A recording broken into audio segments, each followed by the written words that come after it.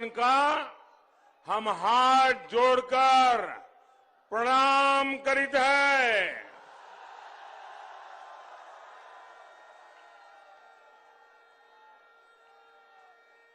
आप सभी के प्यार, आपके इस आशीर्वाद के लिए बहुत बहुत आभार व्यक्त करता हूं। मैं हेलीकॉप्टर से देख रहा था, जितने लोग यहां हैं उससे ज्यादा लोग बाहर हैं।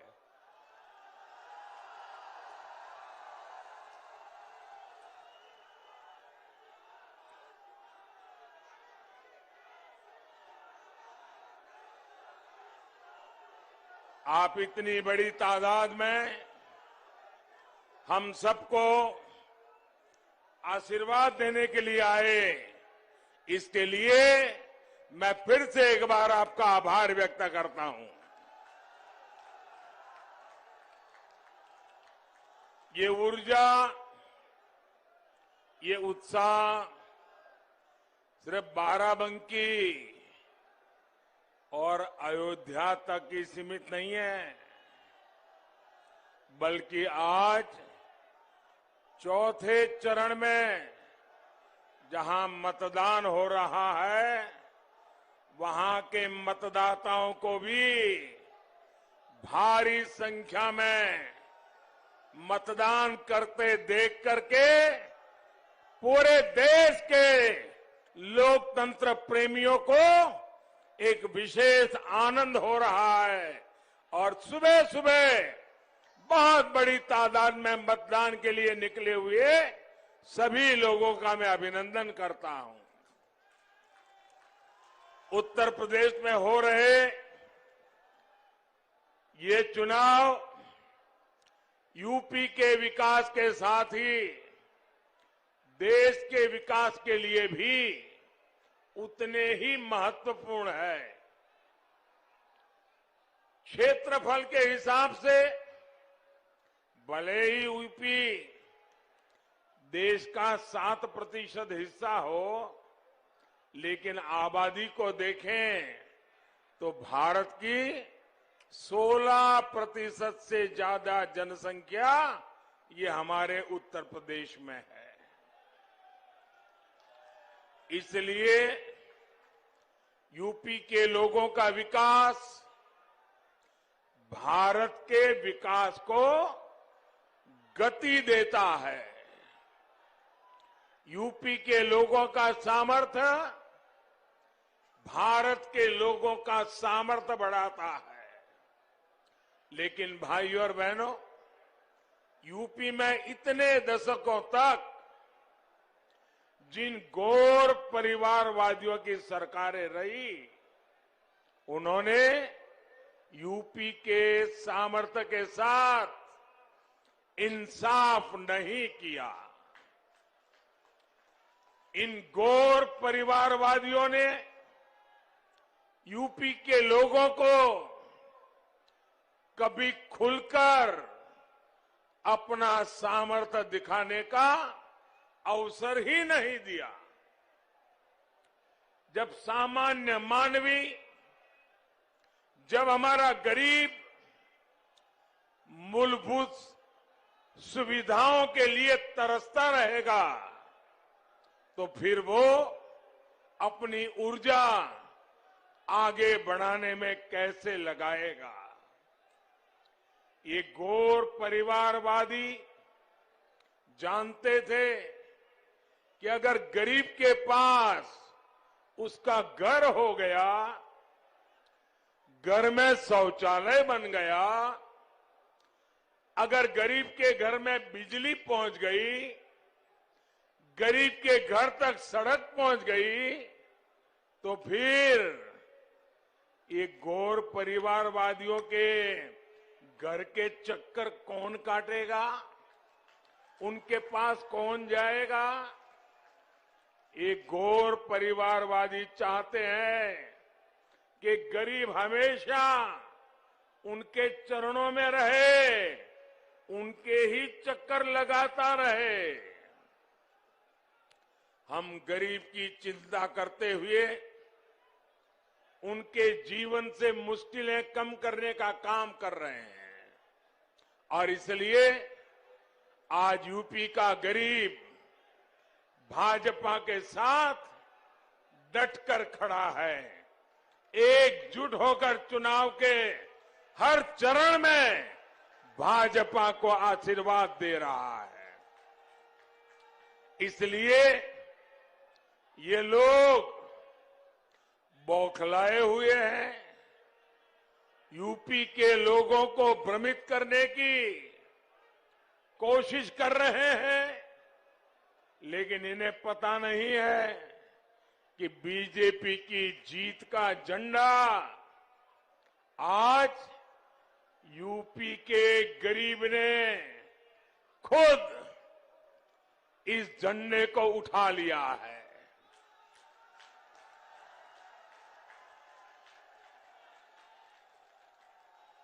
जिन 15 करोड़ लोगों को आज कोरोना के इस कठिन कालखंड में मुफ्त राशन मिल रहा है, वो आज भारतीय जनता पार्टी के विजय के लिए जी जान से जुटा हुआ है।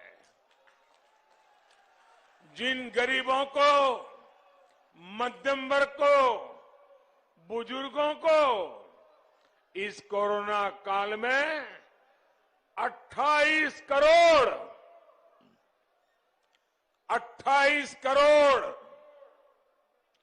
मुफ्त टीके लगे हैं, वो भाजपा के प्रतिनिधि बनकर उसकी जीत सुनिश्चित कर रहे हैं। भाइयों बहनों, आपको टीका लगा है क्या? जरा दोनों हाथ ऊपर करके बताइए, टीका लगा है? आप सबको टीका लगा है? आपको कोई पैसा देना पड़ा क्या? आपके जेब से 1 रुपया भी गया क्या? अब मुझे बताइए, 28 करोड़ लोगों के जिंदगी में इतना बड़ा सुरक्षा कवच दिया, तो वो मोदी को आशीर्वाद देगा कि नहीं देगा? भरपूर आशीर्वाद देगा कि नहीं देगा? तकलीफ उनको इसी बात की है। यही कोरोना वैक्सीन है जिनके कारण आज हमारे युवा स्कूल कॉलेज जा पा रहे हैं, व्यापार कारोबार चल पड़ा है, और इसलिए यूपी कह रहा है, आएगी तो भाजपा ही, आएगी तो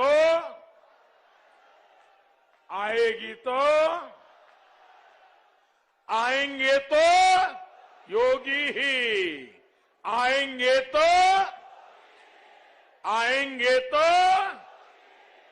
भाइयों और बहनों, यूपी का सामर्थ्य बढ़ाने में यहां की 10 करोड़ से अधिक हमारी बहनों बेटियों की बहुत बड़ी भूमिका है। अगर हमारी बेटियां, हमारी बहनें जकड़ करके रहेगी, बंधन में रहेगी, उनका जीवन अगर मुसीबतों से भरा रहेगा, तो यूपी तेज विकास की गति प्राप्त नहीं कर सकता। जब माताओं, बहनें, बेटियों का सामर्थ्य बढ़ता है, तो परिवार का, समाज का, देश का सामर्थ्य बढ़ता है। हमारी बहनों बेटियों की जिन समस्याओं को इन लोगों ने छोटा समझा, उनको ही मोदी ने छोटा नहीं समझा। बहन बेटियों की, माताओं बहनों की मुसीबतें, ये मेरे लिए सबसे बड़ी प्राथमिकता रही है। घर और स्कूल में शौचालय हो, गैस कनेक्शन हो, बिजली पानी कनेक्शन हो, गर्भावस्था के दौरान हजारों रुपयों की सीधी मदद हो, ऐसे हर काम को हमने पूरे मन से, पूरी लगन से किया। यूपी में हमने जो लाखों घर पीएम आवास योजना के बनाए हैं, वो भी ज्यादातर महिलाओं के ही नाम है। और ये जितनी सुविधाएं हमने बहनों को दी है, ये किसी की जाति या मजहब देख करके नहीं दी। सबसे अधिक लाभ अगर इन योजनाओं का हुआ है तो हमारी दलित माताएं बहनें, पिछड़े समाज की माताएं बहनें और मुस्लिम समाज की बहनों को लाभ हुआ है। अस्पतालों में जो 5 लाख रुपए तक मुफ्त इलाज मिल रहा है, उसका भी इन वर्गों की बहनों को लाभ रहा है। भाइयों और बहनों, दुर्भाग्य से पहले की सरकारों ने हमारी बेटियों की जरूरतों, उनके परेशानियों पर बिल्कुल ही आंखें बंद कर दी थी, ध्यान ही नहीं दिया। अगर उनके हृदय में जरा सा भी दर्द होता तो क्या वो उन मनचलों को खुली छूट देते जो स्कूल से आने जाने वाली हमारी बेटियों को छेड़ते थे? आज यूपी में ऐसे मनचलों को पता है कि अगर सीमा लांघी तो कड़ी कार्रवाई होगी। साथियों, 3 तलाक जैसी कुप्रथाओं ने कैसे मुस्लिम बेटियों को, पूरे परिवार को असुरक्षित कर दिया था, ये सब जानते हैं। और जो दावा करते हैं कि वो तो परिवार वाले हैं, उसमें बुरा क्या है? हम परिवार वाले हैं इसलिए परिवार का दुख जानते हैं। मैं जरा गौर परिवारवादियों से पूछता हूं, आप अगर परिवार के इतने गुणगान गाते हो तो आपको ये मेरी मुस्लिम बेटियों के दर्द की चिंता क्यों नहीं हुई? मेरी मुस्लिम बेटियों बहनों को छोटे छोटे बच्चे लेकर के पिता के घर लौटना पड़ता था, तब तुम्हें परिवार का दर्द क्यों समझ नहीं आया? हम परिवार वाले नहीं हैं, लेकिन हर परिवार के दर्द को पहचानते हैं, क्योंकि पूरा हिंदुस्तान हमारा परिवार है, पूरा उत्तर प्रदेश मेरा परिवार है, आप सब मेरे परिवार के हैं। आपने वोट बैंक की वजह से इन लोगों ने मुस्लिम बेटियों के जीवन की पहाड़ जैसी दिक्कतों को देखने की भी फुर्सत नहीं थी, नजरअंदाज कर दिया। ये हमारी ही सरकार है जिसने इन मुस्लिम बहनों को 3 तलाक के दुष्चक्र से मुक्त किया है। और साथियों, आप ये भी समझिए, कुछ लोग बहुत बड़ी गलती करते हैं ये सिर्फ बेटियों को सुरक्षा देता है ऐसा नहीं है, ये उन मुस्लिम बेटियों के पिता को भी सुरक्षा देता है, ये मुस्लिम बेटियों के भाई को भी सुरक्षा देता है, ये मुस्लिम बेटियों की माता को भी सुरक्षा देता है, क्योंकि बड़े अरमानों के साथ बेटी की शादी करा करके ससुराल भेजते हैं मां बाप, जीवन में कितना बड़ा आनंद और संतोष होता है। लेकिन वही बेटी 5-10 साल के बाद 3 तलाक 3 तलाक 3 तलाक सुन के जब घर लौट आती है, आप कल्पना कर सकते हैं उस बेटी के बाप पर कितनी बीतती होगी, उस बेटी के मां पर कितनी बीतती होगी, उस बेटी के भाई को कितना दर्द होता होगा। तुम परिवार वाले हो, अरे तुम्हें तो इस दर्द का पता चलना चाहिए था, तुम्हें नहीं चला, क्योंकि तुम्हें सिर्फ बैलेट बॉक्स ही दिखता है, तुम्हें किसी की जिंदगी नहीं दिखती है। हमारी बेटियों की सुरक्षा और सम्मान बढ़े, ये डबल इंजन की सरकार की हमेशा प्राथमिकता रही है। इसलिए 2014 में जब आपने हमें अवसर दिया तो हमने इसके लिए ईमानदारी से काम किया। भाजपा सरकार ने तय किया कि सभी राज्यों में महिलाओं की सुनवाई के लिए वन स्टॉप सेंटर, थानों में महिला हेल्प डेस्क और विशेष फास्ट ट्रैक कोर्ट्स बने। आपको हैरानी होगी, 6-7 साल पहले हमारे देश में महिला पुलिस कर्मियों की संख्या सिर्फ 1,10,000 थी। मैं पूरे देश की बात बताता हूं। अब महिला पुलिस कर्मियों की संख्या सिर्फ 5-7 साल में 2.25 लाख के भी ऊपर पहुंच चुकी है। भाइयों बहनों,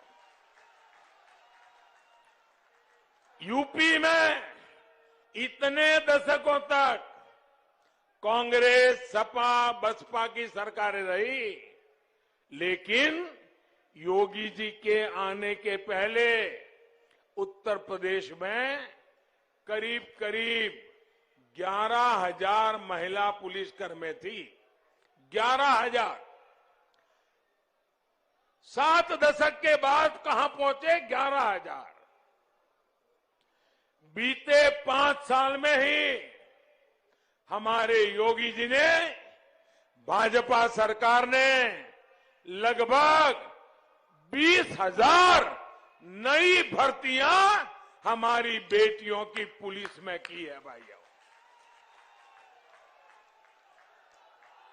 और इतना ही नहीं, हमने पुलिस में ही बेटियों की भागीदारी की ऐसा नहीं, बल्कि सीआरपीएफ, बीएसएफ ऐसे अर्धसैनिक बलों और सेना में भी हम बेटियों की भागीदारी का विस्तार कर रहे हैं। आज बेटियां ज्यादा से ज्यादा संख्या में कमांडो बनकर देश और समाज को सुरक्षा दे रही है। सेना में भी हर मोर्चे को हमने बेटियों के लिए खोल दिया है।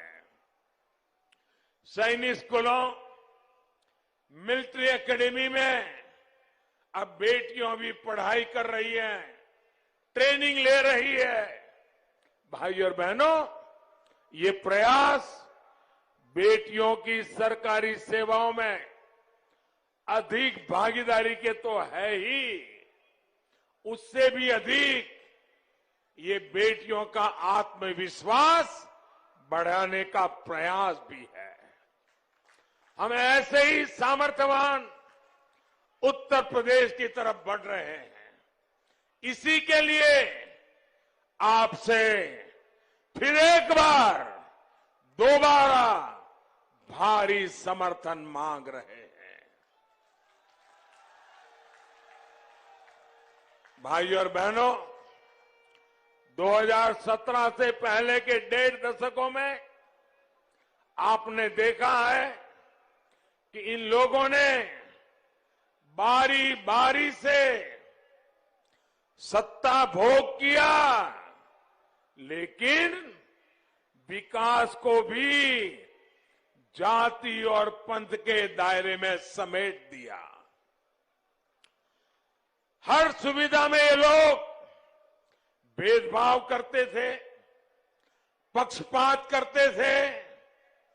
बाराबंकी और अयोध्या राजधानी लखनऊ से ज्यादा दूर नहीं है। यहां बिजली की क्या स्थिति थी? 2017 से पहले उत्तर प्रदेश में बिजली पैदा ही बहुत कम होती थी।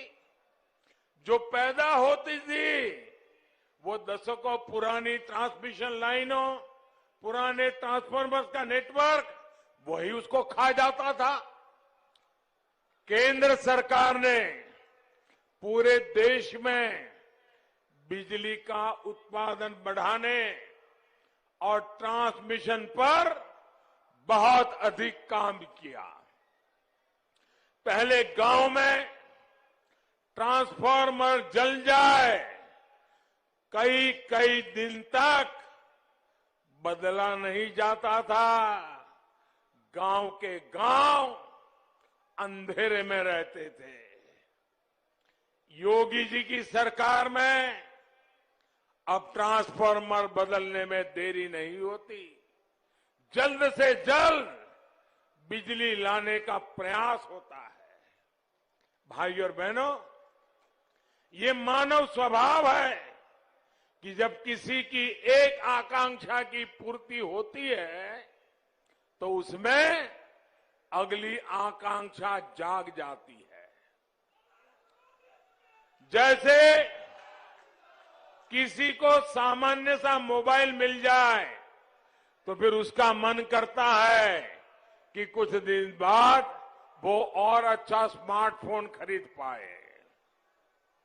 इसी प्रकार जब विकास भी नई आकांक्षाओं को जन्म देता है। जिन गांवों में सड़क आ गई, वहां सिंगल पट्टी है तो डबल पट्टी मांगेंगे, डबल पट्टी है तो ऑल वेदर रोड की आकांक्षा बढ़ती है। जहां हाईवे आ गए, रेल आ गई, वहां लोग एयरपोर्ट चाहते हैं। पहले बसपा और फिर सपा ने तो विकास की इस आकांक्षा को ही सीमित कर दिया था। इन्होंने तो आपको छोटी छोटी जरूरतों के लिए तरसा दिया था। इन दिनों आप सब टीवी वाले गांव गांव जाते हैं, लोगों से पूछते हैं,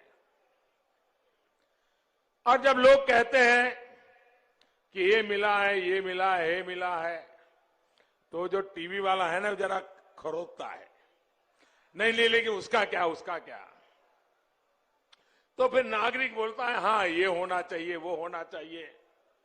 तो फिर टीवी वाले अगर जिसको पिछले 20 साल से मेरे जैसे लोग पसंद नहीं है, वो उसका अर्थ निकालते हैं, देखो लोगों को कुछ मिला नहीं है।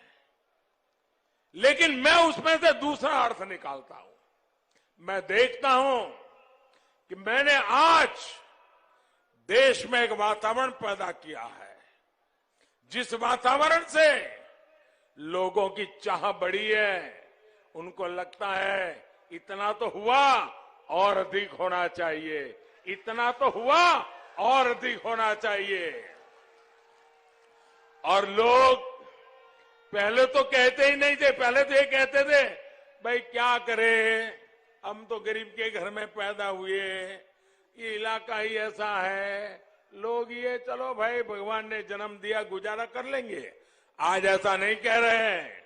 मुझे गर्व है, मेरे देशवासी कह रहे हैं हमें ये चाहिए, हमें वो चाहिए, क्योंकि उनको मोदी पे भरोसा है।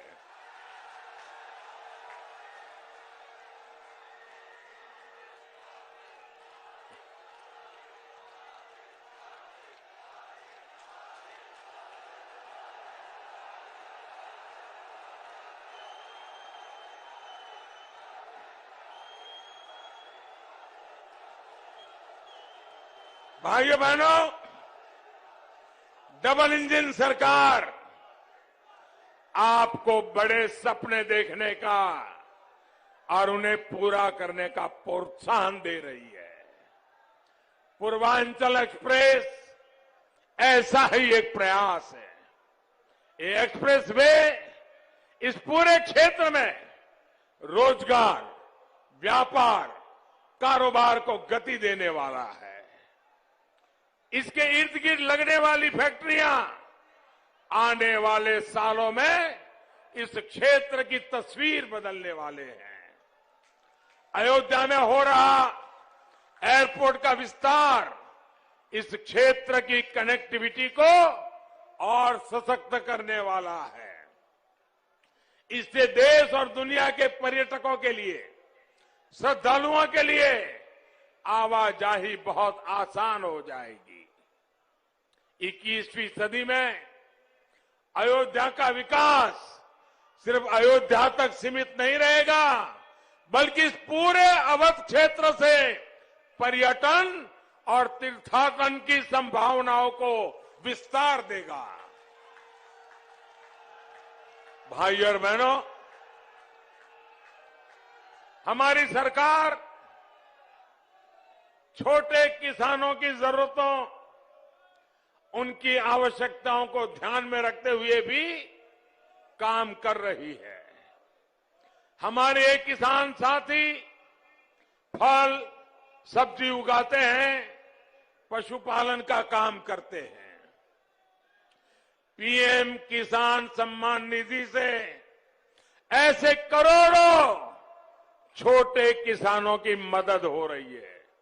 भाइयों बहनों, हम सत्ता में आए उसके पहले, आपने मुझे सेवा करने का मौका दिया उसके पहले, क्या कभी भी आपके कानों पे किसी पॉलिटिकल पार्टी, किसी पॉलिटिकल लीडर के मुंह से छोटे किसान इस शब्द भी सुना था क्या? सुना था क्या? इस देश में 80-90% छोटे किसान हैं, लेकिन देश के राजनेताओं को, देश की सरकारों को छोटे किसानों की परवाह नहीं थी। भाइयों, जिसके पास 1 हेक्टेयर से भी ज्यादा जमीन नहीं है, छोटा सा जमीन का टुकड़ा है, वो भी परिवार बढ़ता है तो बढ़ जाता है, उन छोटे किसानों की चिंता इस देश में एक भी सरकार ने नहीं की थी। पहली बार आज मैं छोटे किसानों के लिए लड़ रहा हूं। भाइयों बहनों, बाराबंकी के ऐसे ही 5 लाख से अधिक किसानों को, छोटे किसानों को हमने जो योजनाएं दी हैं उसका लाभ मिल रहा है। और आप अंदाजा लगाइए, सिर्फ बाराबंकी में ही हमने कितने रुपए किसानों के बैंक खातों में ट्रांसफर किए हैं। मैं सिर्फ बाराबंकी का बताता हूं, और सीधे उनके बैंक खाते में गए हैं। कोई बिचौलिया नहीं, कोई कटमनी नहीं, कोई मेरा तेरा नहीं, किसान मतलब किसान।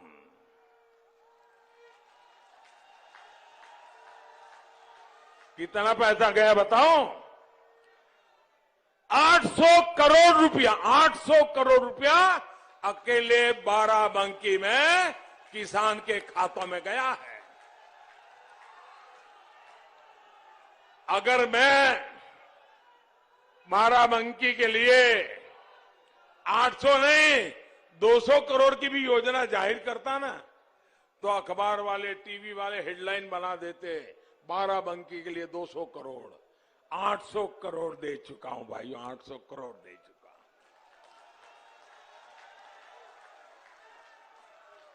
हमारी सरकार अपने मेहनत कर किसानों के सामर्थ्य में सहयोग के लिए खर्च कर रही है। साथियों, भाजपा सरकार की कार्य संस्कृति है कि हम समस्याओं के स्थायी समाधान पर बल देते हैं। चीनी की पैदावार अधिक हो गई, अंतर्राष्ट्रीय बाजार में कीमतें गिर गई, तो गन्ना किसानों को बहुत समस्या आती है। लेकिन सपा बसपा वालों ने इसका आसान रास्ता निकाला और चीनी मिलों को ही बंद कर दिया। ना रहेगा बांस, ना बजेगी बांसुरी। लेकिन भाजपा की सरकार गन्ना किसानों की समस्याओं के स्थायी समाधान पर काम कर रही है। हमने चीनी मिलों की सेहत तो सुधारी, गन्ने से इथेनॉल पर भी जोर दिया। यानी जब गन्ना ज्यादा हो जाए तो बेकार ना हो जाए, उसे इथेनॉल बनाया जाए ताकि मेरे किसान को परेशानी न हो। इथेनॉल की बिक्री से जो पैसा मिल रहा है वो चीनी मिलों के साथ ही गन्ना किसानों का भी फायदा कर रहा है। साथियों, पशुधन हमारी खेती का अभिन्न हिस्सा है। पशुधन की समृद्धि के लिए हमारी सरकार आजादी के बाद पहली बार, दोस्तों, आप देखिए ये सरकारें कैसे चलाते थे, उनकी प्राथमिकताएं क्या थी। आजादी के बाद पहली बार 13,000 करोड़ रुपए की लागत से हमने पशुओं के टीकाकरण का अभियान चला रखा है। हम सिर्फ कोरोना के लिए मनुष्य का टीकाकरण कर रहे हैं ऐसा नहीं, ये खुरपका, मुंहपका, फूट एंड माउथ डिसीज जो हमारे पशुओं को होता है, उनको बचाने के लिए 13,000 करोड़ रुपए का टीका अभियान चला रहे हैं। भाइयों, हमारी सरकार ने गोबर्धन योजना भी शुरू की है। पशुओं के गोबर से बायोगैस बनाने के लिए यूपी में अनेकों प्लांट का निर्माण हो रहा है। इस गोबर से भी किसानों की कमाई होगी और साथ ही उन्हें जैविक खाद भी मिलेगी। खेती का खर्चा कम होगा। भाइयों बहनों, डबल इंजन का काम तेजी से जारी रहे, ये यूपी के विकास के लिए आवश्यक है। इसलिए आपसे मैं आग्रह करने आया हूं, भारी बहुमत से योगी जी को फिर से लाना है।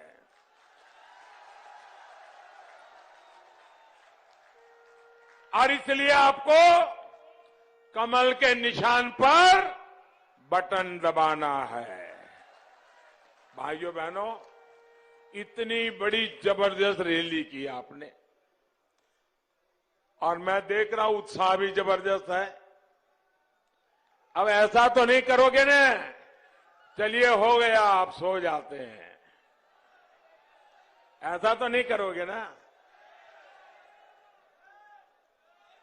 अब जाकर के ज्यादा से ज्यादा लोगों को मिलोगे, ज्यादा से ज्यादा लोगों को मिलोगे, घर घर जाओगे, मोदी जी ने प्रणाम कहा है ये हर एक को बताओगे, मोदी जी का नमस्ते पहुंचाओगे, उनको मेरी तरफ से प्रणाम कहेंगे, उनको वोट देने के लिए बताएंगे, कमल पे बटन दबाने के लिए समझाएंगे, ज्यादा ज्यादा वोट करवाएंगे, पक्का करेंगे, जी जान से करेंगे। भाइयों बहनों, यही उत्साह, यही कमिटमेंट फिर एक बार भाजपा की सरकार बनाएगा। आपका बहुत बहुत धन्यवाद।